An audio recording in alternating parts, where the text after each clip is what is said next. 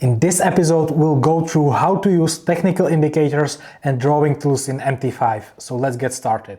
You will find indicators if you click on Insert and then go for Indicators.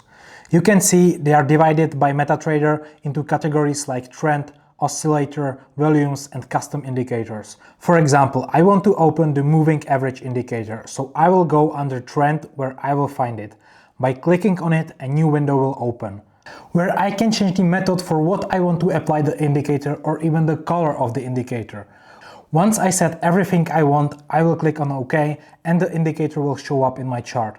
If I want to get rid of the indicator from the chart, I will simply right-click in the chart and choose option Indicator List, where I will find all opened indicators and I can edit them or simply delete them.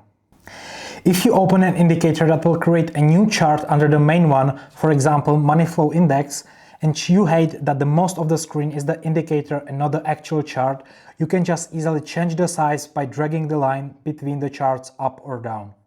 Now let's move to drawing tools.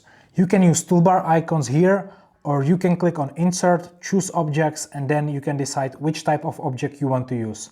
So for example, I will choose Fibonacci and then I will draw it in the chart.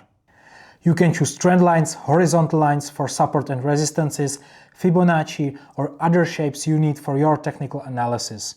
If you want to delete the objects, simply right-click in the chart and choose Object Lists, where you can choose which objects you want to delete from your chart. To save your setup as a template, you will right-click in the chart and choose an option Templates and Save Template. Then you can name it how you want it and save it. After saving your setup, you can open a chart of different symbol and then you just right-click on the chart, go to Templates and Load Templates, where you will choose your setup, and as you can see, the whole setup applied for a different chart.